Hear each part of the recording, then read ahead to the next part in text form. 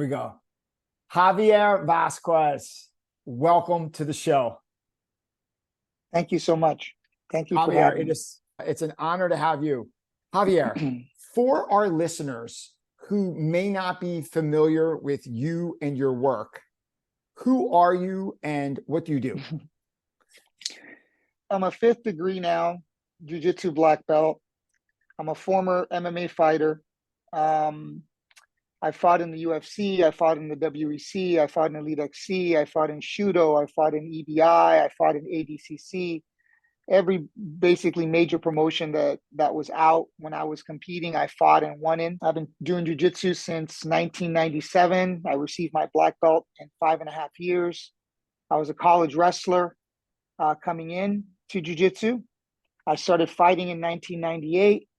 I've had lots of injuries, lots of ups, lots of downs. And I basically trained my first 10 years of jiu-jitsu under the Carlson Gracie team. And then like following 10 years or so, I trained under the Gracie Academy.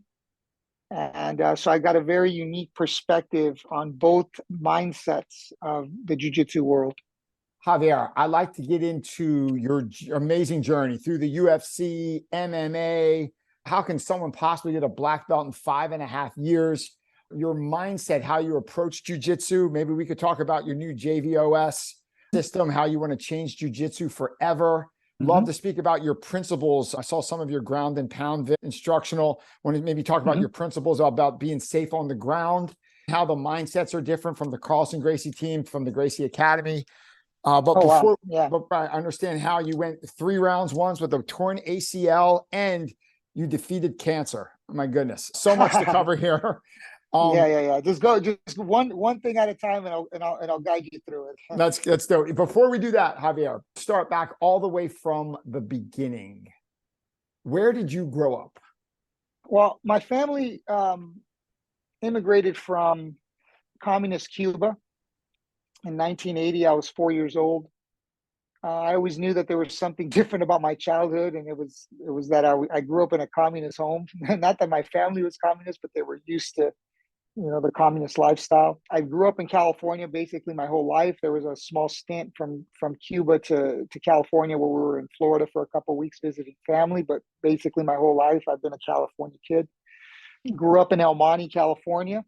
I graduated from Arroyo High School. I was a captain of my wrestling team for 2 years there. I went to Mount Sac College. I was a captain of my wrestling team in college. Right after college, I started to do jiu-jitsu. This was in 1997, right after the UFC. I didn't want to start jiu-jitsu while I was wrestling because I didn't want to develop any bad habits while I was a competitive wrestler. I took to jiu-jitsu quite well. The first tournament I ever did as a white belt was a blue belt only tournament. My instructor, Rodrigo Medeiros, was like, you're competing. And I'm like, okay. I'm like, am I getting a blue belt? And he's just like, no. So then I went and did the tournament, and I beat the guy that won the Pan Ams that year as a white belt. He was a blue belt. He won the blue belt Pan Ams, and I beat him as a white belt. And I won as a blue belt. I think I won 16 tournaments, and then I got my purple belt within a year. And then as a purple belt, I won 14 tournaments, and then I got my brown belt after a 1.5 years. So I had 3 years I was a brown belt, and then I spent 2.5 years as a brown belt, and then I received my black belt in 2003. As far as I know, I'm the first Cuban-born immigrant to have a jiu-jitsu black belt in history. Wow. First Cuban-born immigrant to get their Brazilian Jiu-Jitsu black belt. That is amazing. Thank you for sharing that. I find 10 to 12 years old a very formative time in people's lives. If you think back to that time, and I also find growing up Italian, I'm sure a Cuban, it's the same, where the dinner table is a very important part of your upbringing. Your core family's there gathering at night. What did the dinner table look like for you, 10 to 12 years old? Who was there? Could you describe the scene? I have an older sister who's basically like my second mom, who was 10 years older. So she was 22. She was married. She had my nephew around that age. So I basically grew up like an only child, more or less, most of my life that I can remember. My family was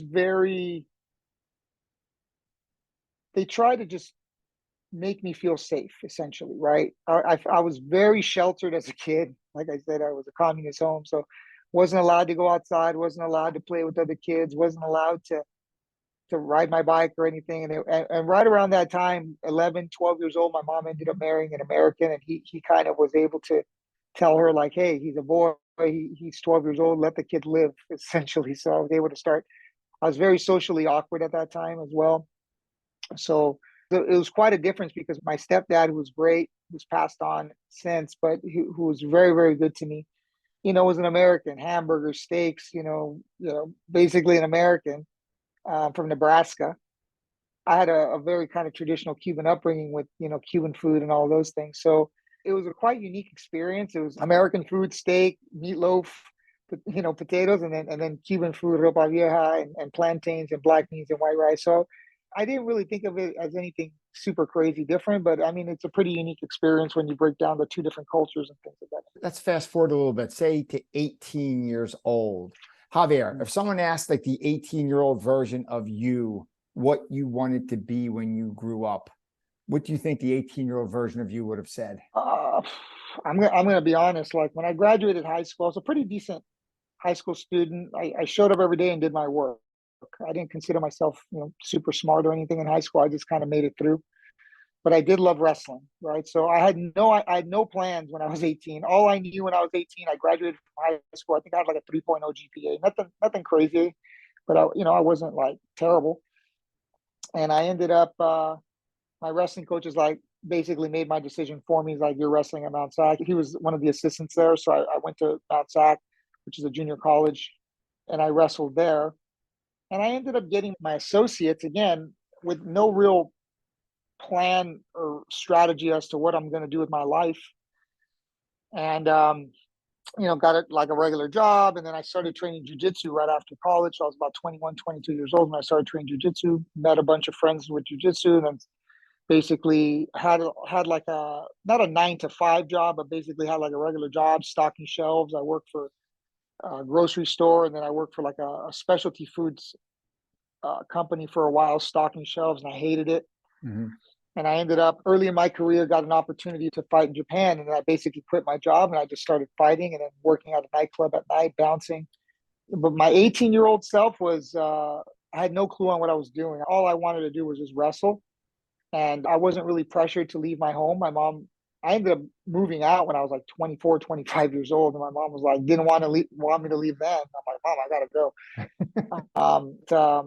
My mom was always very protective of me. I was the baby of the family. My nephew was born when I was 12, so I was the baby of the family for a long time. But as far as like what I'm going to do with my life, I really stumbled across it. Like teaching jiu-jitsu was not something that I really planned on doing or anything of the sort. I just kind of followed what I liked doing, which was wrestling and grappling. And I had a lot of success early on in my jiu-jitsu and MMA career. And I just started to do that. At the time, there wasn't a whole lot of money. So it was like train at night and go to work after that, and wake up in the morning and just kind of do it all over again. Can you remember the first time you had exposure to Brazilian Jiu-Jitsu? The first time? Mm-hmm. Yeah. I was probably maybe 19 or 20 years old. I was wrestling in college. And there was a Korean or Chinese video store, not Blockbuster. Blockbuster was like one of the big chains, but there was a small mom and pop like video store, and I saw the UFC, and I had heard about it, but I never really saw it. So the first one I saw was UFC 4 when Dan Severn ended up fighting Royce Gracie in the finals. Yep. And of course, I wanted Dan Severn to win. I didn't even know who Royce Gracie was at the time. So the wrestler, of course, I was cheering the wrestler to win the tournament, and ultimately Royce beat him in the finals. Then I saw that they had they had UFC 2, 3, and 4. UFC 1 was not out on video at the time yet. It came out years later. And I said, wow, this would be great. Wrestling was taking its toll on my body, my neck, my lower back and stuff. I was kind of always banged up because wrestling was so intense. I wrestled in college. I got a chance to wrestle Division 1. I probably could have gotten my bachelor's and gotten it paid for by either Cal State Fullerton or Cal State Bakersfield. They were both kind of recruiting me to go wrestle there. And I just didn't want to. I didn't want to cut the weight anymore. I was banged up. I just didn't want to keep doing it, even though I know I would have done well. I just didn't want to go through a wrestling season and get in wrestling shape and do all that, cutting weight and all that. So that's when I decided to start doing jiu-jitsu. The second I saw it, I'm like, yeah, this is something I definitely would like to learn because it's different. And then I ended up coming to my first jiu-jitsu coach, a guy named Batiste Mansouri. He used to go into Mount Sac and wrestle, and he watched me wrestle, and we got to talking. And he was a purple belt at the time, which was at the time there were no purple belts at the time. Yep. So I got a chance to roll with him, and I'm like, can we do jiu-jitsu? He's like, yeah. So I took him down, armbar, took him down, triangle, took him down, armbar. So I was like, wow, this is so different. And I kind of became, I was a fanatic, right? Like there's a few of us at the time that became fanatics and got promoted very quickly. I definitely was a fanatic at the time. BJ Penn was another fanatic at the time. That's why he got promoted so quickly. We just become obsessed with it. Mm-hmm. My objective with jiu-jitsu initially was to learn how to fight, right? Like people didn't really recognize wrestling as an art of fighting, but it really is. Like, and I kind of always knew that. I'm like, if I get into a fight, I'm just going to dump this guy on his head. That was never really a problem for me. Mm-hmm. My goal was like, yeah, I want to be good at fighting so I don't get hit. That was always my from the very beginning. Don't get hit. That's what I has on my academy when you walk in. Don't get hit. Rule 1 is don't get hit. Mm-hmm. And I really believe that not getting hit in a fight keeps the fear down in the fight. You don't get anxious. You don't have fear because you're not taking damage. If you're really good at not taking damage, what is the fear in a fight? People are afraid of getting hit and taking damage. But the second you say, okay, well, I'm not getting hit. I know I'm not going to get hit. I have confidence I'm not going to get hit. It takes the fear out of fighting. What is the fear if you're not getting hit?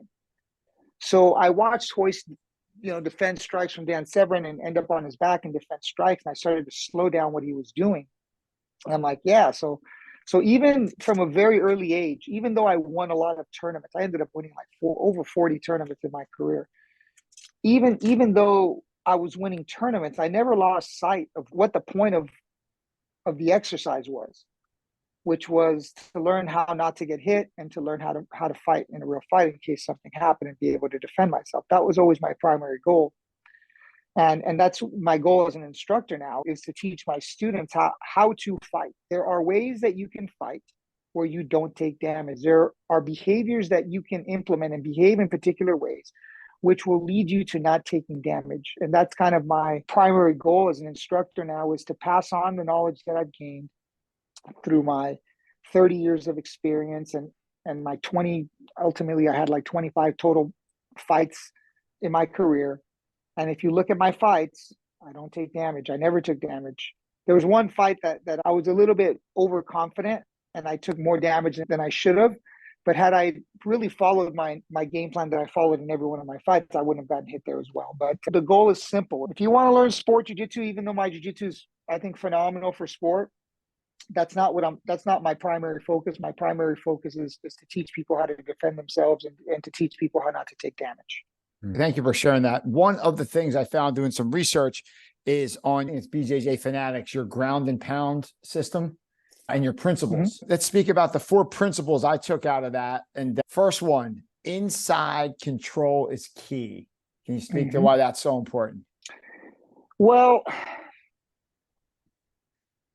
I think that, and my students are starting to really realize it. Like they watch UFC fights and they see people taking damage, and I harp on inside control so much.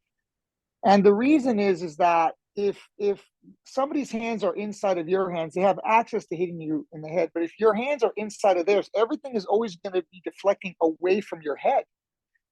So of course, then the question becomes, how do I get my hands to the inside? And there's a variety of swims that I use that will allow me to be on the inside. And I have what I call relentless persistence, when I don't allow you to be on the inside no matter what. I know that if I pause when your hands are on the inside, I'm going to get hit. So what it does also, it allows you to develop a defensive perimeter psychologically, physically and psychologically, which allows you to be a little bit calmer, knowing whenever you're on the inside, you're not going to take damage. I believe that a lot of people have a natural anxiety because they don't know when they're going to get hit, and they don't know when they're exposed or not. Is a key indicator which allows you to know if you're going to get hit or the probability of you getting hit or not. So if you're always fighting to be on the inside, and that is the battle is not for me to block your punches. My battle is to be on the inside. I know you will not land the punch if I am on the inside. Mm-hmm. So then the question becomes master getting on the inside. So there's a variety of swims around the world, basic swim, clamp and block, grab peel transfers, a bunch of independent swims that I cover in that series, which are my primary defensive mechanisms, which build a defensive perimeter so that I can be a little bit calmer and my anxiety is less. And ultimately, this gives you what I call your mental conditioning, right? So the fact that I'm not nervous at all allows me to be calm, and that calmness ultimately allows me to gain conditioning.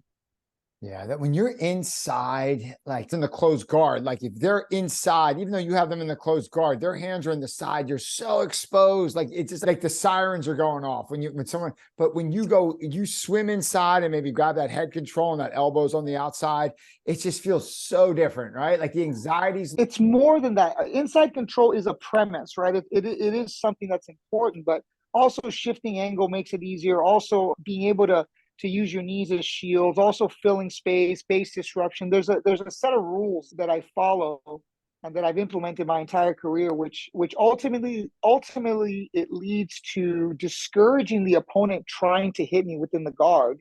Mm-hmm. And ultimately what I'm doing is I'm generating a behavior. I call this generating behavior. My entire career, everybody I've trained with, they're not super happy being inside my guard because they don't feel comfortable and they don't feel safe. Mm-hmm. So ultimately what happens is people start to back out of my guard, which is wonderful because now I'm no longer going to be on my back. Now I can push them away and stand up to my feet and possibly end up on top of them. So I create such a dead end when I get put on my back from side mount, from half guard, from guard. It doesn't matter mount, doesn't matter where I am. It always leads to a dead end as it pertains to people hitting me. Mm-hmm. So if people can't go forward, they got to go back. So when they go back, that leaves opportunity for me to get up, to get out, to create space, to sweep, to attack submissions, things of that nature. My goal, like if you look at jiu-jitsu people in general, what do they tell you? Sweep and submit when you're on your back. That's the mindset, right? It's a mental shift, right? Sweep and submit. That's not my mindset at all when I'm on my back. Mine is very simple. Neutralize strikes, sweep and submit. And if you do things in that order where you're neutralizing strikes first, everything changes. Everything shifts. Now, most instructors and most practitioners don't roll with strikes because they don't like to. They don't like the feeling that it's too hard, it's too tiring, whatever. That's all I do. That's all. I mean, we roll with strikes here as well, but in the back of our mind, we know that the reason I tell you to control the hands, the reason I tell you to fill the space, the reason I tell you to be on the inside is ultimately if the opponent does decide to throw strikes, we don't have to change our game. I don't have to change my jiu-jitsu for MMA at all. The jiu-jitsu I practice every day is the same. My hand control is the same, and it works universally. So instead of having to learn two styles of jiu-jitsu for two different applications, I teach one style, one application, and it's universally applicable. Wow. The second principle I picked up from the tutorial, be sticky, maintain contact with your opponent. You're always 100%. Can you speak to that? 100%. Yeah. I taught a seminar several years back in Canada, and I've done this experiment here with my guys. So I knew that it would work. And the experiment was simple. I told the guys, all the guy on top has to do is touch the face. All they have to do on the bottom is don't get your face touched. That was it. It was a very simple exercise. And at the beginning of the exercise, the beginning of the seminar, people were getting slapped around and, getting touched up. By the end of the seminar, it was a complete transformation because now you understand the key principles. Now, I can defend strikes eyes open, eyes closed, doesn't matter. And the reason I can defend strikes eyes open or eyes closed is because I'm not looking for the punches. I am feeling where your hands are at. So if you lose contact with the hands, now you don't know where the hands are at.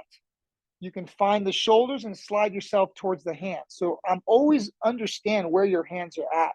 Mm-hmm. And the ability to be sticky, The ability to stay on the inside, the ability to hold on to things, and the ability to be sticky are skills that are not really discussed. I know that the second I touch you, it's like those little, remember those little rubber hands that were stretchy that you could wet and you throw it and it would stick. That's kind of the idea. There's a concept I call absorption, which I discuss in JVOS, which is the ability to stay stuck to something. If a lot of people have the misconception of holding on to things as just sheer strength. The grip itself is an element, or the stickiness is an element of the strength of the grip. But if my grip strength is 10 and you're pulling at 11, it's going to create what I call slippage, which I also discuss in JVOS. So if I can only hold you at 10 and you're pulling at 11, it limits what I can do. But if I absorb, so if you pull, if I go with you, it adds an extra element of stickiness to the control. So it's not just the grip. A lot of people think that control is just holding and overwhelming. Control is the ability to absorb an opponent's escape attempt, an opponent's pull attempt. So it's not like you're just simply grabbing and holding forever. Yes, there is an element of that, but there's also an element of the absorption element. And then there's the element of when the person disconnects, for you to be able to re-swim to the inside. So as the punch comes back, for you to be able to regain control. Control has layers of detail or layers of awareness or layers of consciousness that I discussed that go far beyond the simple strength element. Yes, of course, strength is a factor, but it's not the only factor. It's the ability to stay sticky. It's the ability to regain inside control. It's the ability to absorb. All of these things contribute to control and contribute to the stickiness, the ability to hold on to things. Whether it's feet, hands, elbows, head, it's all the same. The third element I picked up, you speak a lot about filling space. Could you speak to the importance of filling space? Yeah, a lot of times what happens is the opponent, say for example, we're in the guard and their head is down, and the opponent is able to posture up.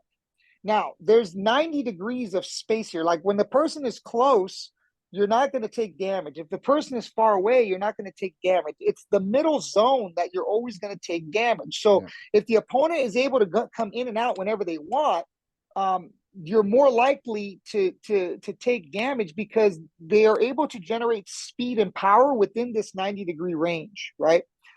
But if you fill the space and control the distance, whether it be with your knees or with your shins, or with your knees or your shins primarily, and then eventually your hands come in and your forearms and hands come in. But if you're able to manage that distance and fill that gap, the opponent does not have the required space that they need to generate speed and power. So now all of a sudden everything is kind of bogged down. So now they're having to kind of bust through your control. And again, that kind of dissipates the speed and power, which even if the person lands a shot, it's not going to do any substantial damage, which I'm not saying I never get touched. I rarely get touched. Let's just say that. But even if I do get hit, it's going through so many barriers of defense that by the time the shot lands, there's nothing to it. So there's no fear. And the fourth principle I picked up out of the ground and pound system, how about base disruption? That's just so killer. Yes.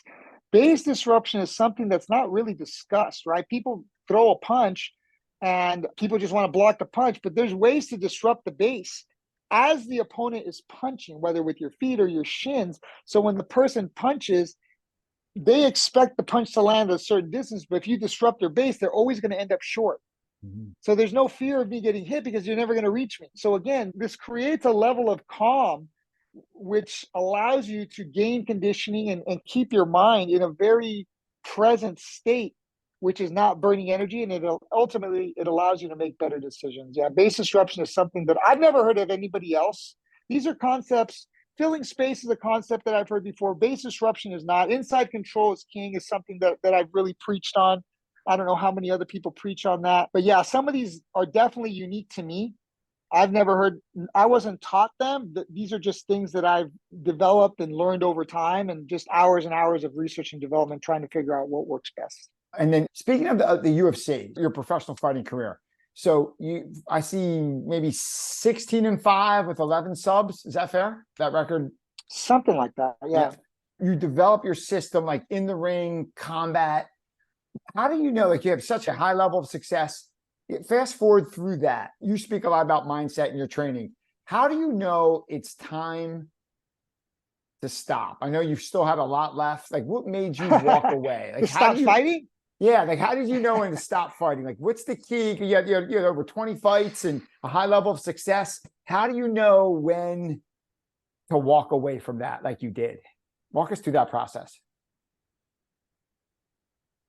That's an interesting question that you asked that, because I should have, the second run of my career, I should have never did it, right? Like, if you talk to any one of my doctors after at the time, I had 3 knee surgeries and I had 3 after. So I had 6 knee surgeries on my injured leg. I should have never been able to continue to fight. But prior to my injuries, I was already being recruited by the UFC. When the UFC was doing 3 shows a year, the UFC wanted me to fight there. And it was a lifelong goal to do it. So for me, it was like, the goal is always to get to the UFC. I think it gives a certain level of credibility to fight in the UFC. Mm-hmm. And it gives even more credibility if you can win in the UFC. So it was very important for me to not just fight in the UFC, but to actually get a win in the UFC, which I was able to do both. And professionally, there was a time in my career where I honestly think that nobody could beat me. I think I had 2/3 of the skill sets required during a time where people were still trying to figure out, 1 or 2 skills. I had high-level wrestling and I had high-level jiu-jitsu, and my striking I kept hidden. I had good striking, very good striking, but I felt no need to show it, because then the people start breaking down your film, and then there's more problems. You're creating more problems the more you show. So I kept my stand-up hidden until I needed to use it. So I had to fight in the UFC for my own conscience. I live my life in a way where I want no regrets, right? And walking away was very hard for me, because I felt I could still, even with all my injuries, I still felt that I could be a top contender. But I got tired of the lifestyle. I got tired of the injuries. I got tired of always being banged up. I got tired of the mental grind. I got tired of the lifestyle, and I started really understanding what lifestyle was. I could still teach jiu-jitsu, I could still train, I could still train people, I can still do all the same things, but not have that mental focus where at the time, if I wanted to drink, which I don't drink anymore, but at the time, if I wanted to drink or vacation or whatever, like, I can do it. Whereas if you're in fight camp and stuff, I was very disciplined, and I wouldn't do those things ever. I wouldn't cheat on my diet. I wouldn't drink. I wouldn't do anything I wasn't supposed to. I was pretty disciplined in that sense. So that mental grind was just something I got tired of, the physical and mental grind. And it just got to a point where I was comfortable enough with myself where I can walk away and said, what more do I need to prove? I have a great record. If you look at all of my losses, 4 of the 5 losses could have easily gone to me, and they should have gone to me. Now I'm 20-1. So I was okay with that. I understand that judges sometimes don't make the best decisions. I felt that I had gathered and gained enough credibility to I didn't need to do it anymore. And I was always the kind of person where if you thought that you can beat me, people didn't call me out, because I was more than happy to say, let's do it. Right. So I was okay with that. And it got to a point where how much is enough? It was hard on my family, it was hard on my kids. So I'm like, and I'm like, there's no more that I need to prove to myself. It was me proving to myself more than anything. I didn't really care what other people thought. It was more me proving to myself, I was happy enough with what I achieved to be able to walk away content. And is there a better feeling in the world than being content? Like you said, you proved it to yourself. You had the mindset. You just had that feeling that you accomplished it. There was nothing left to prove. Now, kudos. That is awesome. One little highlight. The squeeze wasn't worth the juice anymore. Yeah, there you go. Yeah. I mean, it wasn't worth it, right? And you knew that. How many people The hang squeeze wasn't around? worth the juice. How many people wait 3, 4, 5 fights too long? You know what I mean? And they have that one hellacious, they get crushed 5 fights later than they should be, and then they get brain damage or whatever it is. It's That was amazing. another thing, another reason why I was so big on not taking damage is because I wanted to be able to not have brain damage, right? So that I preserved myself in that way. Yeah, my body took a lot of damage, my knee and my body took a lot of damage, but I never got knocked out. I never got knocked out in practice. I never got submitted in a fight. I mean, those are pretty good credentials to where I had 25 fights in total, but never got tapped, never got submitted. Or excuse me, never got submitted, never got knocked out That's crazy. in That is 20 in so 21 pro crazy. fights. Like who else can say that? That's crazy. Not too many people, right? Here's something I don't think too many other people could say. I know I couldn't say this. December 2009, Sports Illustrated said this is the most inspirational performance of the decade in MMA for your fight against Alberto Crane, where you fought not 1, not 2, but 3 rounds with a torn ACL. Walk us through that. That's crazy. I mean, I tore one in Yeah, that training. was I could just speak for, I tore mine in training and I couldn't even walk down the steps. So I can't even imagine fighting 3 rounds. So tell us about that. I was very confident going into that fight. That was one fight that I was going to try to use my stand up. That was the whole game plan. He was the second world champion, second American world champion after BJ Penn, high level jiu-jitsu guy. I'm like, why do I? And I was a brown belt at the time. I'm like, I wasn't afraid of his jiu-jitsu, but why am I going to fight him at his strength? So most of the camp was me working on stand up. And the first punch I threw, I slipped on the mat and my knee got blown out. And people asked me, why did I keep fighting? Why did I do it? And to be honest with you, I had a UFC contract sitting on in my printer. I just had to sign it and send it back. So at the time, there wasn't very many opportunities like that, and I had to win. And I honestly felt I did win. Some people disagree with me, but if you go back and look at the rounds and you score the fight, I thought I won the fight. I thought I won 2 of the 3 rounds, but it didn't happen. But I got a lot of love for that fight. Obviously, I got a lot of accolades for a loss, which I thought was pretty wild, especially when losses were such a big deal at the time. If you're going to lose to get the kind of accolades I got was pretty intense. But losing wasn't an option. People were like, "Why did you keep fighting?" I'm like, "Dude, I couldn't even think about quitting. It wasn't an option." I'm like, I can win this fight." I just kept thinking, "I can win this fight. I can win this fight." So,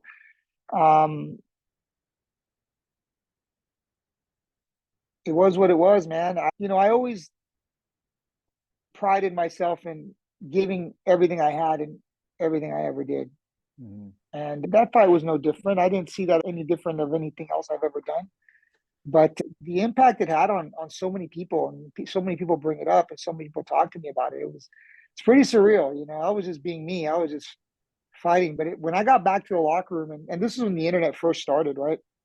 And my friend John Jensen, his wife, was at home watching, and people were just like unbelievable. And all my friends were reaching out and overwhelming support and love and pride in what I did. And it was a really cool experience, especially, being injured and losing the opportunity to fight in the UFC. I was so depressed and bummed out about that the positivity from so many people definitely carried me through that. It was a very interesting experience, very cool experience.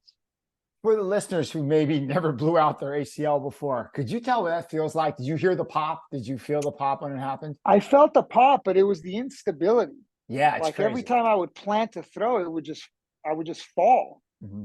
It was bizarre, and you're used to like, oh, this shouldn't be happening. And every time I would plant to throw, I would just fall. So, um, it was a challenge. I felt I was fighting my knee and an opponent in there, and the crowd. It was the rowdiest crowd I'd ever fought in front of. And I fought in Japan, like against their hometown boy, and it was nothing compared to New Mexico with Alberto Crane. It was a wild night. It was wild. Wow, that is awesome. Another thing, just looking at your history, maybe 8 years later, roughly, 2017, diagnosed with colon cancer. Yeah. Would you mind talking about just what you went through there and how you beat colon cancer? Would you mind telling the story? Man, let me tell you, 2017 was a pretty catastrophic year. Cancer was one of 8 life-changing situations that happened in one year.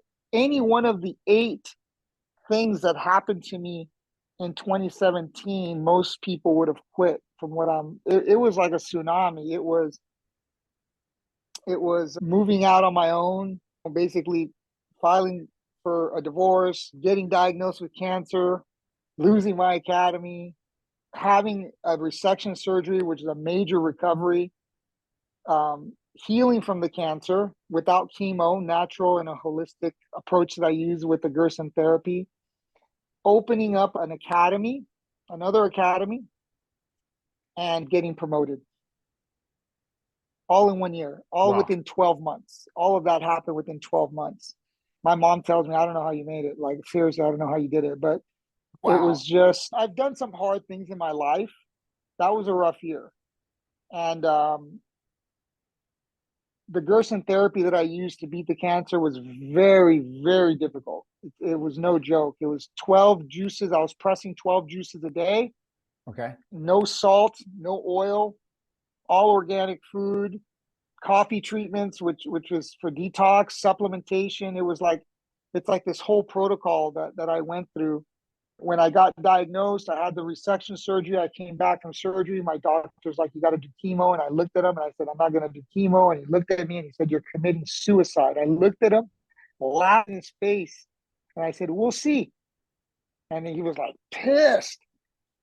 And then I started the therapy. And after 3 months, it was gone. Everything was gone. Nothing was detectable after 3 months. And so on the 4th month, I went back for my checkup with my oncologist, and I threw the paperwork on his desk, and he looks at me and he's like, how did you do this? I told him, I said, maybe I know something that you don't.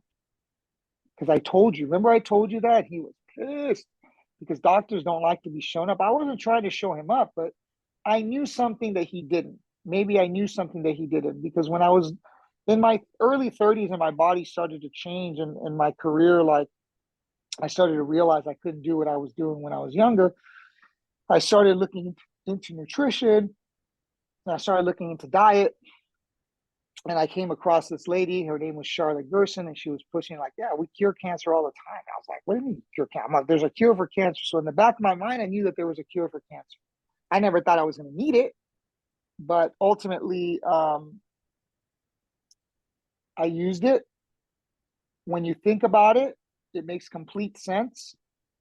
People don't realize, people are always looking for something from the outside to cure them, ingesting things that are going to cure them. People don't realize that healing comes from the inside out.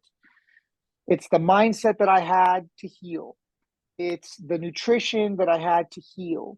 It's the work ethic that I had to heal. It was dedicating my life to healing. And I healed in 3 months. And people don't understand.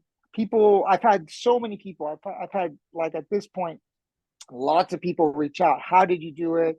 My mom got diagnosed, my uncle got diagnosed, whatever. And I talk to everybody who reaches out. I definitely sit down and I talk to them about it.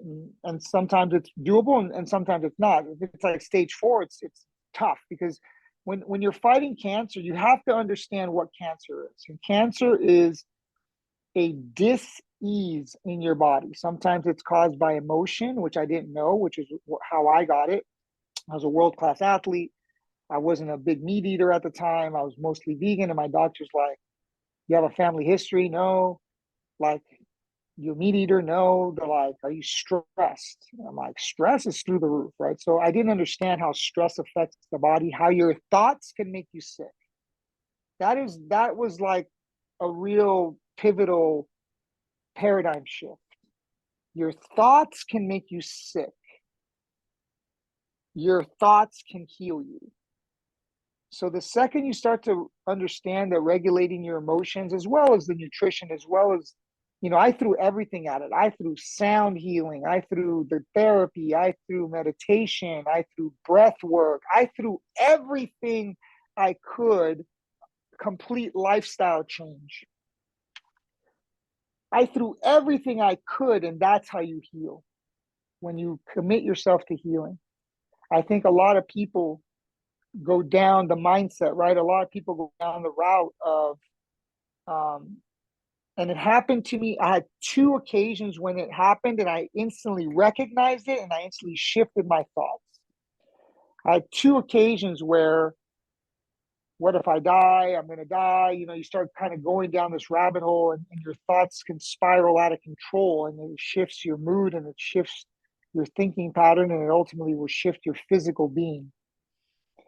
And the second I thought to myself that I'm going to die or whatever, I instantly caught those thoughts and immediately turned them off, because those are the thoughts that will lead to the results, right? So the second that, those thoughts help you make decisions that don't benefit you. Whereas if you stay positive and you stay in the mindset of you're going to heal, it's a matter of time. That's the way I thought about it. If I'm on this therapy long enough, it's a matter of time. It's proven to work. It will work. It's going to happen. You know, I always stayed positive like that. There was two instances early on where I thought I wasn't going to make it, and my mind was strong enough to pull myself out of those thoughts and to be able to shift to the positive and understand that it was going to happen, and it did happen, right? So I think your mind is such a powerful tool, and I never really understood what that meant, but now beating the cancer and creating JVOS and understanding how mental shifts can dramatically change your jiu-jitsu, they can dramatically change your life, and opening your mind to new ideas can really change who you are as a human being. Wow. First off, thank you for sharing that. Just to recap real quick, 2017, you said you got divorced. You were diagnosed with stage 3 colon cancer. You lost your academy. You had a resection surgery. The doctor said that you needed to start chemo. And then you said, no, we're going to do Gerson therapy, which is basically about removing the toxins, or something to do with removing toxins from the body. Yes. So Gerson therapy is a protocol which is based on 4 principles. The first principle is juicing, right? So you're taking organic juices prepared in a particular way with using a particular kind of machine, okay, which is a 2-step grind and press juicer. I use the Norwalk, but the best one out right now is called a Pure Juicer. They're not cheap, but they will revitalize your health. So you're taking in highly dense nutritional food, right? So the food that I take in is highly dense nutritionally. Secondly, you're taking in supplements, which are kind of filling in the gaps of what you're not getting from juices. The supplement protocol is based on your blood work. So whatever you're missing, they kind of supplement you accordingly. The third part is basically for what's called soft bulk, which is kind of helps you can't just do juices, right? There needs to be some sort of fiber which pushes the things through your digestive tract, which is basically just vegetables. It's no oil, no salt, no very, very minimal seasoning, no processed food, basically just vegetables, potatoes, vegetables, broccoli, whatever, prepared in a variety of different ways. There's an organic KOTC soup that we take in as well. That's all part of the soft bulk. And then the fourth part is a detoxification using coffee enemas. And people go, oh my God, coffee enemas. But when you really look at it as a system, so if you look at a chart of the human body, head, body, right there, in with the good, out with the bad. And when you start doing this process, in with the good nutrition, out with the bad, in with the good, pulling out toxins, in with the good, doing castor oil treatments, in with the good, and this process, you're filtering out and you're detoxifying your body. Your body naturally rejuvenates the cells that are being rebuilt. You're pulling the toxins out at a cellular level, and then you're getting rid of them through the coffee enemas, which are pulling the stuff out. Your body basically rebuilds itself from the inside out with the nutrition. That's why it takes time. That's why when you're running stage 4, do you have the time in order for the process to happen? So stage 3, I was on the brink, right? Like stage 3, I barely, essentially barely made it, right? Because it was so far along. But when you rejuvenate your body at a cellular level and you rebuild your body at a cellular level, of course, you're gonna heal, and you're gonna get rid of that toxic material within your cells and within your lymph nodes. It is possible. It's a 4-step process. It's the juicing, the supplementation, the food, and then the detoxification. That is incredible. Thank you for walking us through that. You mentioned a few moments ago about principles and how your JVOS system is based on. Switching over to that, the slogan you mentioned a few times in your online material, change Jiu-Jitsu forever. Can you speak about 100%. JVOS and what you're doing and what it's all about?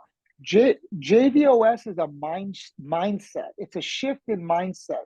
I don't teach moves anymore. JVOS is the core of what project I'm currently putting together, which is a master plan, which is going to be the greatest curriculum ever created for any martial art in history. Mark my words. What the master plan is going to change everything for everybody. The core of the master plan is the mindset. It's how I think about each individual position, or what I call a positional perspective. There are 18 positional perspectives starting in standing. Standing is broken up into 4 sections, 2 sections, striking and takedowns. Chapters 1 and 2 are striking, offense, and defense. Chapters 3 and 4 are takedowns, offense, and defense. 5 and 6 are turtle, top and bottom. 7 and 8, back mount, offense, defense. So on and so forth. Side mount, top and bottom, guard, top and bottom, mount, top and bottom, AFC, top and bottom, offense, defense, and then leg locks, offense and defense. And these positions are the starting point of each perspective. So if you're in side mount bottom, that is a perspective. Each perspective has what I call a central path, which is a primary attack or defensive strategy. The central path is doing what works best first. If you are attacking or defending with what works best first, the opponent will start to behave in a particular way.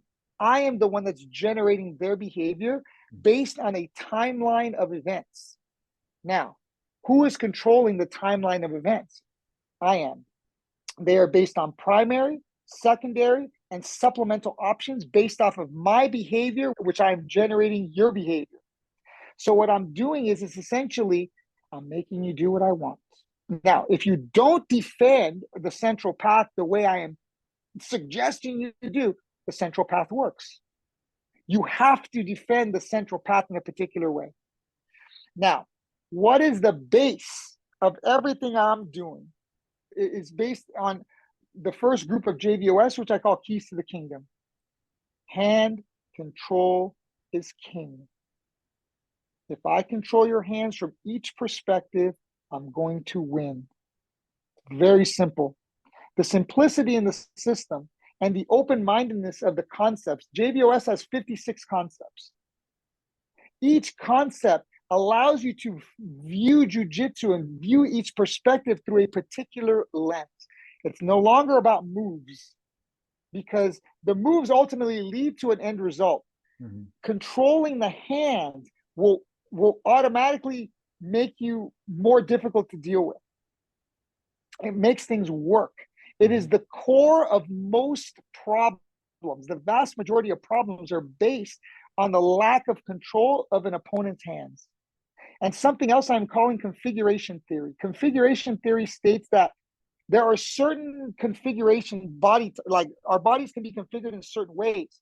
Sometimes with something is a configurational shift, moving one arm from one side of the head to the other, which will completely shift the momentum in a particular position.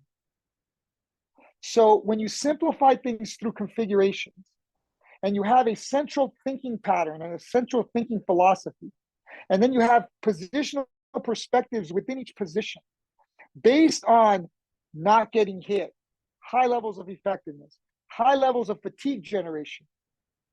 I can work at a lower rate than you are going to work, which generates fatigue. That fatigue generation will lead to psychological breaks. So I am fighting you from a psychological perspective, from a technical perspective, from a configurational perspective. I'm fighting you on such a different level. And if you don't know what those key configurations are, and you don't know what the crucial battles are, I'm going to win at least 80, 90% of the time. So the success rate in what I'm doing is very high. And I have a desired result in this curriculum, the way I run my academy, the way I run the machine. About every 3 months, new student comes in. You talk about new students. Every 3 to 4 months, we go through an entire cycle of this curriculum. You will see huge gains in what I call RSD, rapid skill development. You'll see huge gains in rapid skill development where, yeah, everybody else is getting better, but you are also getting better. And after 3 months, you are so much better than what you were 3 months prior that it's undeniable. It's undeniable. And I've experimented with the time frame. It's about every 3.5 months. I see it in the way the students are behaving. I see it in the way the students' success rate. And I'm getting confirmation from the students. They're saying, it's crazy. When they go to open mats to other gyms, they're like, they don't know. I'm like, of course they don't know. I told them, what I do is different. I don't teach you moves. I teach you the root of the problem.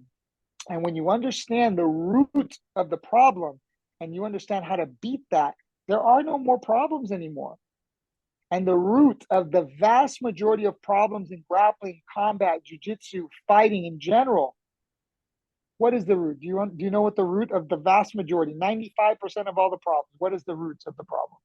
The root of the problem in fighting, the root of the problem in jiu-jitsu, the root of the problem in wrestling, the root of the problem in fighting. What is the root of the problem? I think there's just so many options. You don't know what to do next. Like there's just so many variables coming at you. For you, there's so many options because that's how you're taught. You're taught from the outside in. I teach from the inside out. I teach from the root of the problem. What is the root of most problems? You got me. I don't know. You control the hands. You control the fight. End of story. Why do you think I don't get hit? Control the hands. Why do you think I don't get submitted? Control the hands. Why do you think I pass the guard? Why do you think I attack the back? Every system is based on mastering hand control from every perspective. If you don't know that, you're fighting for moves, I'm fighting for your hands. Mm-hmm. When you understand basic mechanics, when you have a universal mindset, when you understand what the start of each problem is, which is the start of each positional perspective, I have simplified the teaching process of jiu-jitsu and combat based on 30 years of experience and success at the highest level. I'm going to change jiu-jitsu forever. The impact that I've already had when I had a black belt, a JVOS black belt seminar to discuss the 5 key principles of the system. And they were like blown away. They're like, unbelievable. The way you present the material has completely changed my game. I just had a friend of mine call me yesterday. I was on a bike ride yesterday and called me. I'm like, call me when you're done with the whole program. He calls me, he goes, bro, I've been doing jiu-jitsu for 25 years. This is the best instructional I've ever seen, ever. The way you explain it has changed my jiu-jitsu forever. Mom, that's the goal, to change jiu-jitsu forever. It's going to happen. It's happening. It's already happening. I know how good JVOS is. I know how good it is. And now it's slowly but surely trickling out, and it's going to change everything. It's unbelievable. And let me say this. Let me be very clear on something. Sure. Before I had cancer, I was an atheist, 100% materialist, atheist. This did not come from me. This came from God, 100%. I started filming the systems haven't changed much, but the key principles have. And I started filming I started filming the master plan. When COVID hit, I started filming. It gave me an opportunity to start filming.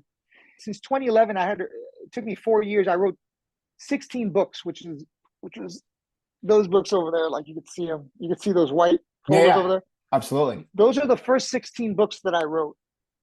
16 books, 2,500 pages, 500,000 words, something ridiculous. It was lesson by lesson how I was teaching the system. That kind of gave me my base to what I was currently doing.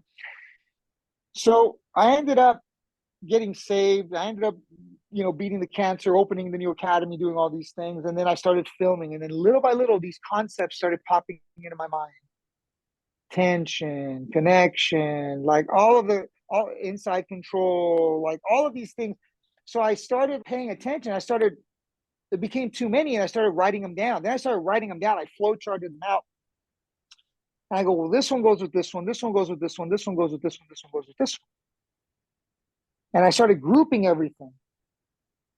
And then I'm like, well, these go together. That group is called this. These go together. This group is called this.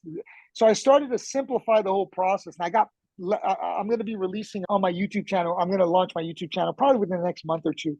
I'm getting a backlog of content so I can start releasing things fairly quickly. And when that does happen, I'm basically going to explain everything, my journey in jiu-jitsu, how I learned jiu-jitsu, and how I'm doing it differently now. It's all flow charted out. It's all very cool presentations that kind of simplify what this massive project is. And ultimately, as these terms kept coming over and over and over, that's what became this. I'm like, let me film everything. Let me put everything together. And JVOS has been done about a year, but I wanted, again, I wanted to, I'm like, well, what is it? And it's taken me about another year and a half to really be able to express and explain what it is. And it's essentially just a mindset. It's a paradigm shift in looking at jiu-jitsu through a different lens. Forget about moves. You can't remember steps, too many moves. It's too overwhelming. You are looking at it from the leaves. I look at it from the trunk. And I teach from the trunk out, knowing what is truly important, not from the leaves in, because then it becomes too overwhelming. I remember when I first started doing it, it's too overwhelming. It's too much, too big. But when I had the Black Belt seminar and I went through the presentations, they're like, it's so much information. People were Black Belts were like completely like, oh my God, this is so wild. But the way you put it together made it make sense. I go, good. I mean, it took me a year and a half to actually be able to express it in a way where it made sense to people. I'm super proud of the work. This right here was not for me. This was 100% from God. This was not for me at all. Yes, there were some things that I did and I knew before, but it's an expression of language. It's an expression of feeling. From a philosophical standpoint, from a strategical standpoint, I talk about breath work. I talk about presence. I talk about consciousness. I talk about awareness. I talk about connection, disconnection. Connection is not one term. Connection is an overall term. But what makes absorption is connection, right? Tension is connection. Tension is what you're actually feeling. And through this tension, you gain information. I discuss all these things in JVOS. It's a lot. JVOS is like 7 hours. It's 7 hours of content. I tell people, take your time with it. Apply the concepts one by one. You can go through JVOS over 2, 3, 4 months. Just absorb it. It's a very deep and psychological and philosophical way of thinking. But once you start to apply it, once you see it, you can't unsee it. It's unbelievable. It's truly unbelievable. And the OS, is that operating system? What does the OS stand for? Yes, because I'm trying to, it's an operating system because I am changing your default behavior. A fresh, clean operating install. I'm installing this in your mind to give you a base to build from. And from there, you can build the software on top of it. Yes, that's why it's an operating system, because this is for the mind. This is not for the body. This is a new way of thinking of jiu-jitsu. That's why I say think different. Your background was with the Carlson Gracie team. You also spent a lot of time at the Gracie Academy with Henner and Hiron. Would you say the JVOS more influenced by your time at the Gracie Academy or the Carlson Gracie team? Where do you see the influences? I will say this, that the biggest difference between the Carlson Gracie team or BJJ and GJJ, Gracie Jiu-Jitsu, is the mindset. The Carlson Gracie mindset is be aggressive, get on top, dominate, overwhelm. Elio Gracie's mindset is you can't do that. You're too small, you're too weak. Now what? What is your mindset for that? And Javier Gracie explains this perfectly. I always use this analogy. I have an island. I have a private island. And I'm going to take you on my helicopter. I'm going to drop you off on the private island. And I'm going to tell you, I'll be back tomorrow. What is your mindset? I'll be back tomorrow. I guarantee I'll be back tomorrow. What's your mindset? I'm just going to chill out on the island, enjoy myself. Yeah. Correct. Now, same helicopter, same island. This time I say, I'll be back at some point. What's your mindset? At some point, yeah, I'm trying to find food, water, clothing. I'm trying to survive. Different mindset. The difference between Gracie Jiu-Jitsu and Brazilian Jiu-Jitsu is that survival mindset. Two completely different things. The difference is time. Your decisions are based differently when you put a timer on the wall. If there's no timer on the wall, you make different decisions. It's a different mindset with a different outcome. The second you add time, your decisions are different. Incredible. Wrapping So up that here. was the biggest difference between the two mindsets. And yes, I have taken from each and I've tried to blend. My job, my legacy will be a blending of the two sides of the Gracie family. JVOS and the master plan will be my legacy and my biggest contributions, but really it's linking the two sides of the Gracie family is really what I've done. Two quick questions just to wrap up here. I know your time's limited. One, Javier, we spoke about so much, your JVOS system, all the stuff from 2017, that incredible year that you gutted through, the mindset shift you're bringing to jiu-jitsu. If you could have everyone listening take just one lesson away from everything we discussed, what would that lesson be? I think the biggest difference in the past several years in that I've grown from with my diet and my lifestyle, the biggest advantage has not been how I feel. Yes, I feel good. I have energy. I don't really get tired. Like, I'm very present. But the biggest thing is if you're able to detox from this garbage food that most people eat and this garbage lifestyle that most people live, it's not how I feel, but it's been how I think. The nutrition and the lifestyle that I'm choosing to live in order to be here for my kids as long as I can, as long as God allows me, has been how I think. My thinking power has greatly improved and shifted, not just with JVOS, but just as a whole. My ability to focus and my ability to be present has shifted. And people don't really talk about that when they talk about nutrition. They talk about, oh, I feel better. Yeah, no. You think better. You have a clarity of thought. You can recognize your toxic thoughts easier because your mind is more clear. So every choice you make to put something in your mouth, every decision that you make with food, be very careful and be very wise with it. Because it not only affects the way you feel, oh, my tummy hurts, I'm a little bit sluggish, but it also affects the way you think. And ultimately, the way you think affects your behavior and the decisions that you make in your life and even enrolling or whatever. You always want to be making decisions from a state of presence and from a state of awareness. And having the right nutrition and having the right lifestyle and eating nutrient-dense foods and avoiding toxins and detoxing from the toxins that you have ingested, just from the water and the air and the basics of life, you have to detox. Your body goes in cycles. You can't just rev high forever. You have to allow your body to go through cycles and to understand that fasting is necessary from time to time. And allow detoxification is necessary every few months. Because if you don't, it bogs down your system. It bogs down how you feel. And most importantly, it bogs down how you think. Thank you for sharing that. How about last question? That's fantastic. I have a page full of notes. Javier, last question, a fun one. If you had to get a quote or a saying tattooed on your body, what would that quote or motto say?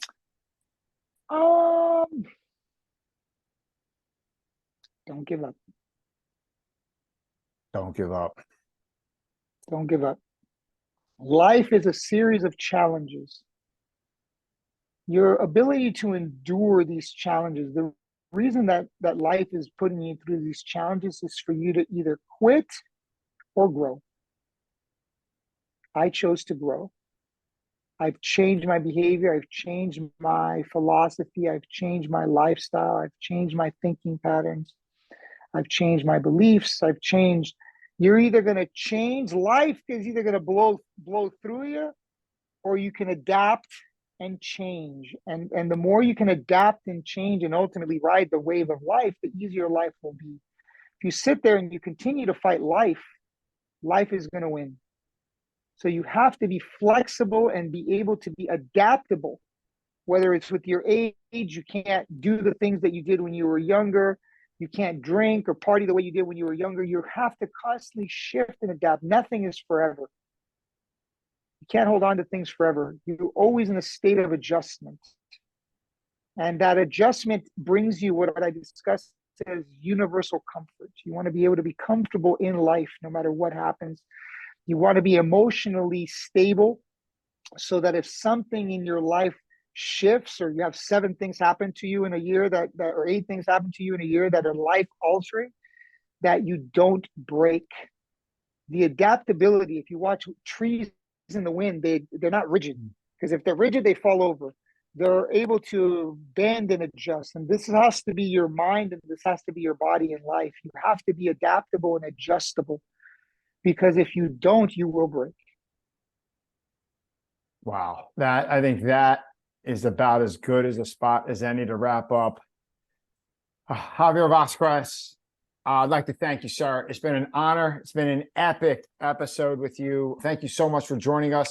Thank you. If people are looking for you, oh man, it's so awesome. If people are looking for you, Javier, and what you do in JVOS online, where can we find you? At JV Jiu-Jitsu on Instagram, at the real Javier Vazquez on Instagram is the easiest way to get a hold of me. You can DM me. Anybody who listens to this show, if you feel I've inspired you, please reach out. Feel free to reach out and say something. My life is far beyond me. God has left me here for a reason. And if it's to inspire, and if it's to help people change and help people shift, all the better. I'm happy to do it. I want to leave a legacy in jiu-jitsu that my name with jiu-jitsu will be synonymous forever. I'm hoping to do that. I'm hoping the JVOS and the master plan is going to lead me there. I know the impact it's already had on people. I know the impact that what I'm doing is having on people. It's really been humbling, especially I just never really gave myself credit or noticed the impact I'm having on people. But in the past several months, it's been pretty overwhelming. So I'm blessed to be here, and I'm lucky to be here. And thank you so much for the opportunity. So now I'm going to put all those in the show notes. And Javier, thank you for your time. It's been awesome to speak with you, and wish you nothing but future success, man. Hope to stay in touch. Thank you so much. I'll talk to you soon. Take care.